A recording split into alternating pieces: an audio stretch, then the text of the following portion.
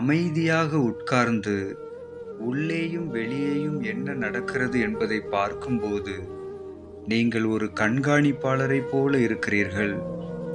நீங்கள் காத்திருந்து என்ன நடக்கிறது என்பதை கவனியுங்கள். இறுதியில் எல்லாம் வந்து போகும் என்பதை நீங்கள் உணரலாம். எதிர்வினையாற்றாமல் இருப்பதில் அதிக சக்தி இருக்கிறது. நதிகள் எதிர்வினையாற்றுவதில்லை, கடல் எதிர்வினையாற்றுவதில்லை, வானம் எதிர்வினையாற்றுவதில்லை. இயற்கையில் உள்ள சக்தி வாய்ந்த விஷயங்கள் வினை புரிவதில்லை. அவைகள் வலுவாகவும் அமைதியாகவும் இருக்கின்றன. ஆழ்ந்து கவனிக்கும் திறன் உங்களுக்கு இருப்பதால் அபரிமிதமான சக்தியும் உங்களிடம் உள்ளது. சில நேரங்களில் நீங்கள் இதை மறந்துவிட்டு அதற்கு பதிலாக எதிர்வினை ஆற்றுகிறீர்கள். எதிர்வினை ஆற்றாமல் இருப்பது வலிமை மற்றும் ஞானத்தின் ஆழமான செயலாகும். உங்களை வருத்தப்படுத்தும் அல்லது கோபமடைய செய்யும் ஏதாவது ஒரு தருணத்தை கற்பனை செய்து பாருங்கள். யாரோ ஒருவர் புண்படுத்தும் வார்த்தைகள் அல்லது சூழ்நிலைகள் உங்களை விரக்தியடைய செய்யலாம். உங்கள் உணர்ச்சிகளின் அடிப்படையில் நீங்கள் உடனடியாக எதிர்வினையாற்றலாம். நாம் எப்படி எதிர்வினையாற்ற விரும்புகிறோம் என்பதை பற்றி நனவாக முடிவெடுக்கும் சக்தி இங்குதான் உள்ளது. உதாரணமாக, விக்டர் பிராங்கட் என்ற புத்திசாலியான ஒரு மனிதர் ஒருமுறை இப்படி கூறினார்: நாம் இருக்கும் இந்த இடத்தில் நமது வளர்ச்சியும் மகிழ்ச்சியும் உள்ளது என்று ஒரு கணம் சிந்திப்பதன் மூலம் எதிர்பாராத விளைவுகளுக்கு வழிவகுக்கும் மன கிளர்ச்சியான செயல்களை தவிர்க்கலாம் என்று கூறினார். முக்கியமாக, எதிர்மறையில் சிக்கிக்கொள்ள வேண்டாம் அல்லது தீங்கு விளைவிக்கும் சுழற்சியில் பங்களிக்க வேண்டாம் என்று நீங்கள் தேர்வு செய்கிறீர்கள். நீங்கள் இன்னும் தெளிவாக சிந்திக்கும் நோக்கத்துடன் செயல்படும் பொழுது, நாம் மனக்கிளர்ச்சியுடன் செயல்படாத போது நம்மை சிக்க வைக்கும் எதிர்மறை வடிவங்களிலிருந்து விடுபடுவோம். உறவுகளை சேதப்படுத்தக்கூடிய தீங்கு விளைவிக்கும் விஷயங்களை பேசுவதை நாம் தவிர்க்கிறோம். மேலும் நாம் ஒருபோதும் செல்ல விரும்பாத பாதையில் செல்வதை தடுக்கிறோம்.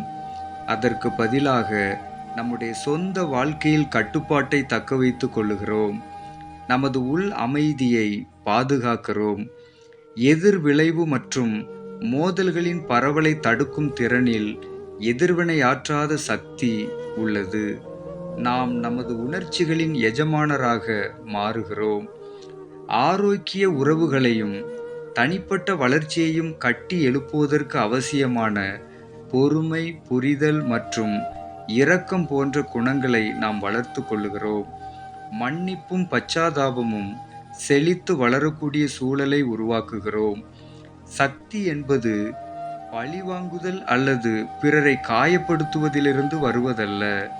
எதிர்வினை ஆற்றக்கூடிய இடத்தில் பதிலுக்கு ஒன்றை செய்யாமல் அமைதியாக இருப்பதன் மூலம் நம்முடைய மனம் சக்தி பெறுகிறது. குறிப்பாக இந்த உலகில் 2 விதமான மக்களை நாம் காணலாம். ஒன்று, எதிர்வினையாற்றும் மக்கள். இரண்டாவது, எதிர்வினை புரியாமல் துன்பத்தை பொறுமையோடு ஏற்றுக்கொள்ளும் மக்கள்.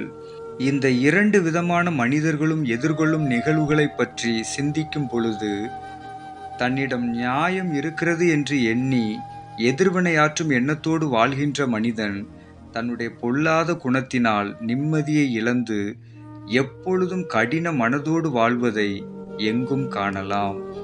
அவர்களுடைய மனம் எப்பொழுதும் பிறரை குறை சொல்லிக் கொண்டே இருக்கும். அவர்கள் தங்கள் சக்தியை ஒவ்வொரு நாளும் இழந்து கொண்டிருப்பதை அறிவதில்லை. ஆனால் அதே நேரத்தில் எதிர்வினையாற்ற விரும்பாத மனிதர்கள் மன்னிக்க கூடியவர்களாகவும் தீமையை பொறுத்து கொள்ளுகிறவர்களாகவும் பிறரை பற்றி குறை சொல்வதற்கு யோசிக்கிறவர்களாகவும் இருப்பார்கள். அவர்களிடம் பதிலுக்கு ஒன்றை செய்ய வேண்டும் என்ற வைராக்கியம் இல்லாத காரணத்தினால் அவர்கள் மனம் நிம்மதியாகவும் இளைப்பாறுதலின் பிறப்பிடமாகவும் இருப்பதை நீங்கள் காணலாம். அவர்கள் தங்கள் சிரிப்பை பதிலாக வைத்திருப்பதை நாம் எளிதாக காண முடியும்.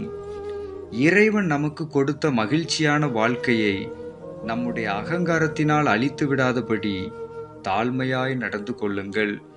இன்று நமக்கு சரி என்று தோன்றுகிற காரியங்கள் நாளை தவறாக தோன்றலாம். எனவே எதிர்வினை ஆற்றும் எண்ணத்தை அழித்து எப்பொழுதும் தாழ்மையை ஆடையாக அணிந்து கொள்ளுங்கள். நாம் செய்யும் நன்மை தீமைகள் நம்மை பின்தொடர்ந்து வந்து கொண்டே இருப்பதால் ஒருவர் தீமை செய்துவிட்டார் என்று எண்ணி பதிலுக்கு ஒன்றை செய்து துன்பத்தை வருவித்துக் கொள்ளாதீர்கள். மனிதன் தான் செய்த வினைக்கு தப்புவதில்லை என்ற உண்மையை உணர்ந்து பயபக்தியாயிருங்கள். ஒருபோதும் தீமைக்கு பதில் தீமை செய்யாமல் தீமையை நன்மையால் வெல்லுங்கள். அப்போது இறைவனின் அருளை நீங்கள் பெறலாம். ஒருபோதும் பழிவாங்கும் எண்ணத்திற்கு இடம் கொடுத்து அது உங்களை அழித்து விடாதபடி கவனமாயிருங்கள். மனிதன் எதை விதைக்கிறானோ அதையே அறுவடை செய்கிறான் என்ற இறைவனின் வார்த்தைகளை சிந்தித்து நாம் பேசும் ஒவ்வொரு வார்த்தைகளும் விதை என்றும் அது நிச்சயம் ஒரு நாள் விளைவுகளை உண்டாக்கும் என்பதையும் அறிந்து பேசுவதற்கு முன் 1000 முறை சிந்தித்து பேசுங்கள்.